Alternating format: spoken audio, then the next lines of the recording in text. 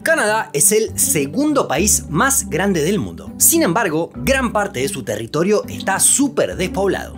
Te invitamos a averiguar por qué la mitad de los canadienses vive debajo de este paralelo. Pero te anticipamos algo, no solo se explica porque al norte hace más frío. Antes de empezar, no te olvides que está disponible la pista de audio para escuchar el video en inglés. Rusia es con bastante diferencia el país más grande del mundo. En ese listado le sigue Canadá, que tiene una extensión apenas superior a las de China y Estados Unidos.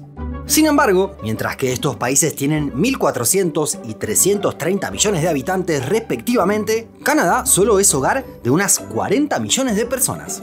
De esta forma se encuentra entre los países menos densamente poblados del planeta. La distribución de su población no es nada homogénea y hay varias maneras de graficarlo. El país tiene 13 entidades subnacionales. Las tres más cercanas al Polo Norte, Yukon, Territorios del Noroeste y Nunavut, solo llegan a 130.000 habitantes en total. Es un lugar gigante. El área total se acerca a los 4 millones de kilómetros cuadrados. Es decir, supera a India, el séptimo país más extenso del planeta. Pero por cada habitante del norte de Canadá hay más de 10.000 indios. Cuanto más al sur vayamos, en general, más población tendremos. De hecho, si trazamos esta línea, encontraremos a la mitad de la población de cada lado. Sí, 1 de cada 2 canadienses vive en esta pequeña franja. También podemos fijar como referencia al paralelo 49 Norte, que durante más de 2.000 kilómetros actúa como frontera con Estados Unidos. Al sur de la línea imaginaria vive nada menos que el 72% de los residentes del país más septentrional de América. A pesar de que Canadá tiene presencia en el Ártico y fama de ser uno de los países más extremos por su latitud, la gran mayoría de su población está bastante lejos del Polo Norte. Poco más de 11 millones de personas viven por encima de esta línea, que no parece ser tan radical. La podemos comparar con Europa. No está muy lejos de la ciudad de París. Y países enteros como Bélgica o Irlanda se encuentran más al norte. También podemos tomar como referencia el punto que está más al sur de Canadá. Hay 12 estados de Estados Unidos que están completamente al norte de esa latitud. Incluso casi todo el estado de Nueva York está más al norte que ese punto. Y California, que tiene fronteras con México, tiene una pequeña franja de territorio que está más al norte que una parte de Canadá. Estas comparaciones nos permiten ver que la mayoría de los canadienses no vive en una ubicación tan extrema como podría suponerse. Es evidente que el frío juega un papel importante. Cuanto más nos acerquemos al polo, más insoportable será la temperatura.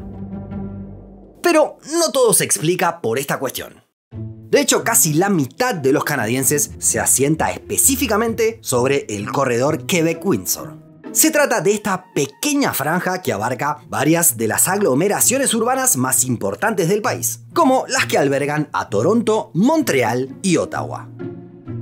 Si bien había población precolombina desde hace miles de años, todo el continente atravesó enormes cambios demográficos después de la llegada de los europeos. Y esta zona en particular tuvo una importancia extra, ya que recibía a los barcos que venían desde el Océano Atlántico. El río San Lorenzo permitía la circulación de grandes embarcaciones hasta este lugar, donde se estableció la ciudad de Montreal. En general no podían seguir, ya que era imposible atravesar las cataratas de Lachine. Esto cambió en el siglo XIX, con la inauguración del canal de Lachine. Los barcos pudieron adentrarse más hacia el continente. De esta forma, Montreal fue una de las ciudades que logró una mayor conexión con el exterior y un avance más temprano. Recién, a mediados del siglo XX, se lograría otro hito clave. Gracias a una serie de esclusas y canales, los grandes barcos pudieron tener acceso a toda la región de los Grandes Lagos. Se trata de un grupo de 5 lagos ubicados en la frontera entre Estados Unidos y Canadá, llamados Superior, Michigan, Huron, Erie y Ontario. Contienen el 21% del agua dulce de la Tierra y tienen una gran importancia histórica y actual, por muchos motivos. Y por eso se instalaron tantas ciudades grandes a uno y otro lado de la frontera. Chicago, por ejemplo, se convirtió en un nodo que conecta el transporte terrestre tanto de trenes como de autos con el marítimo. Los Grandes Lagos brindan muchas oportunidades a las regiones cercanas, ya que permiten una agricultura propia de lugares más templados. Además, tienen un efecto muy positivo para atemperar la zona. Durante el verano, los lagos absorben el calor y enfrían el aire, mientras que en otoño despiden poco a poco ese calor y hacen que el frío no sea tan crudo. A esto se agrega otra cuestión, la conexión con Estados Unidos, uno de los mercados más importantes a nivel global. Además de la cercanía cultural, existe un vínculo económico muy fuerte entre ambas naciones. Y, como sucede con México, muchas ciudades canadienses se ubican cerca del límite. De hecho, el 72% de los canadienses vive a menos de 150 kilómetros del borde internacional. Esto explica que haya otras zonas del país que también cuenten con grandes núcleos de población, como sucede con Vancouver, en la costa oeste, sobre el Pacífico. Incluso el área de Grand Vancouver es la tercera aglomeración urbana más poblada del país, y una de las 6 que supera el 1.000.000 de habitantes. Si observamos los otros lugares que encabezan, no nos sorprenderemos, ya que se encuentran en el corredor Quebec-Windsor, que ya conocimos. Sin embargo, los puestos 5 y 6 nos pueden llamar la atención. Calgary y Edmonton no están ni próximos a los Grandes Lagos ni tan cerca de la frontera con Estados Unidos. Se ubican a 250 y 550 kilómetros del país vecino. Así y todo, cuentan con poblaciones consolidadas. En principio, toda esta región se encuentra sobre el llamado escudo canadiense. Se trata de una inmensa roca que data de la época precámbrica que torna inviable la agricultura. La zona más poblada del sur de Canadá queda fuera del escudo, pero también hay grandes extensiones hacia el oeste. De hecho, en las provincias de Alberta, Saskatchewan y Manitoba nos encontramos con una amplia zona de praderas que sí es apta para la agricultura. Solo el 5% del territorio canadiense es apto para el cultivo, y buena parte se encuentra allí. Esta zona no es la más productiva del mundo, pero gracias al trabajo y la tecnología han podido desarrollar rendimientos agrícolas y ganaderos viables. Esto ha sido importante para el desarrollo del país y además permitió que existieran distintos núcleos urbanos. Sin embargo, la mayor explosión se produjo a mediados del siglo XX, de la mano del petróleo. En esta misma región se encontraron grandes reservas que convirtieron a Alberta en la provincia más rica del país. Esto explica la enorme atracción que generaron Calgary y Edmonton, a tal punto de llegar a superar el 1.000.000 de habitantes en la actualidad, como habíamos visto. Otra forma de visualizar todo el fenómeno de la demografía canadiense es observar estos puntos. Cada uno representa a los 100 municipios más poblados del país. Como era de esperar, no encontramos ni un punto en los 3 territorios del norte. La gran mayoría se encuentra en la zona de los Grandes Lagos y el río San Lorenzo, cerca de la frontera con Estados Unidos, o en la zona petrolera y agrícola de las praderas. Hay solo 3 excepciones, y ninguna llega a los 100.000 habitantes.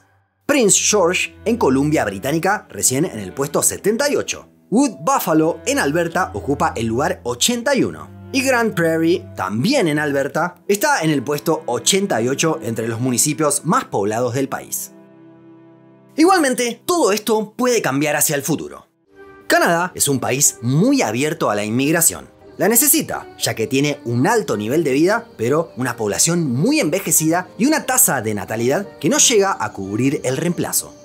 De esta forma, desde hace más de medio siglo, la tasa de migración es muy superavitaria y llegan constantemente extranjeros, con picos de más de 400.000 personas en un solo año. Actualmente, el 23% de los habitantes del país no nacieron allí. La cuestión es que esa inmigración históricamente se asentó en las grandes ciudades, donde existían más oportunidades laborales. Sin embargo, existen planes oficiales para promover el desarrollo del norte del país, donde, como vimos, lo que sobra es lugar y lo que falta son personas.